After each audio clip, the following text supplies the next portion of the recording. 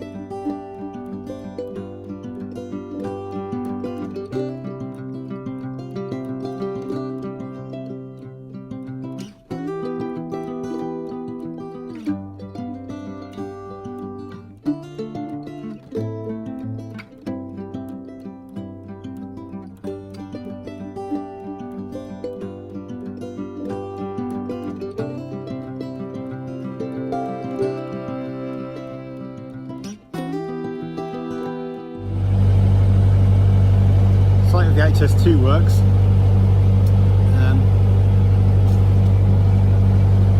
I know this makes a lot of people unhappy. They're destroying a lot of our natural wildlife.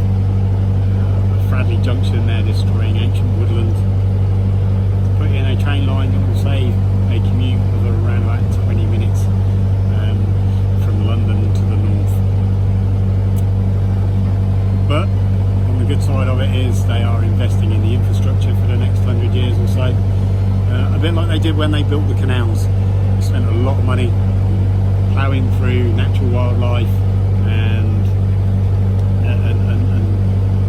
digging this big waterway, over 2,000 miles of it.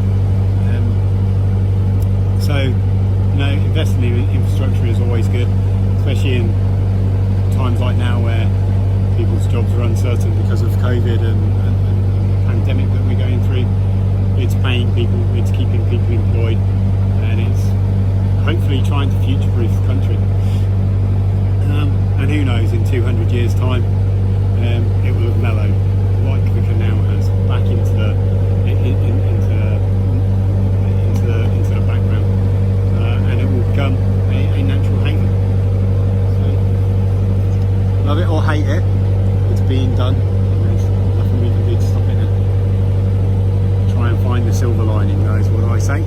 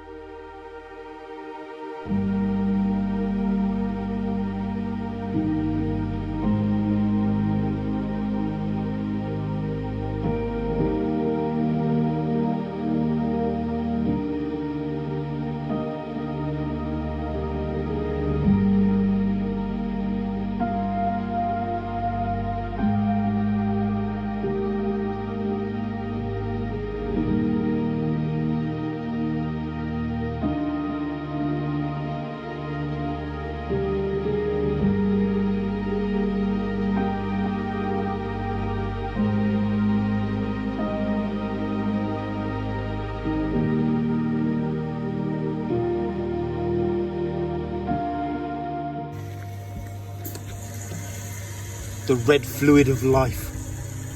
Well, from my boat anyway.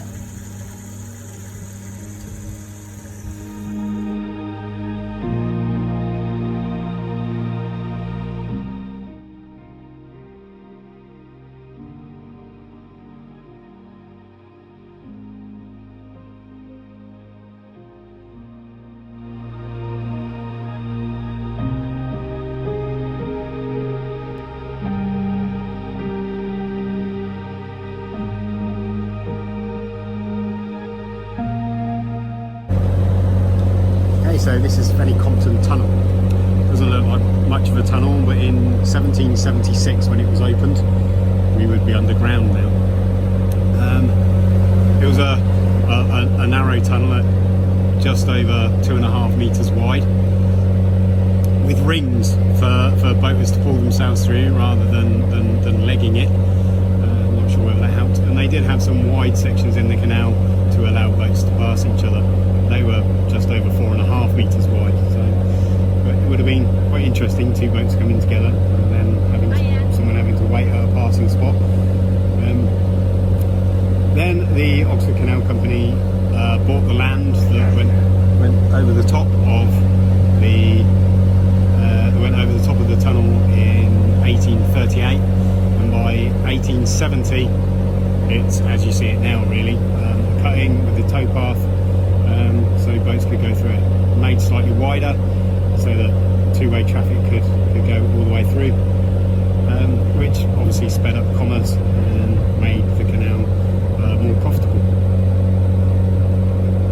That's the A423 Southern Road that's closest to us, and there's an iron bridge just there, which was to allow the horses to cross over. And the third bridge was an iron trough aqueduct that carried a stream over it that fed the Wormleeton Reservoir.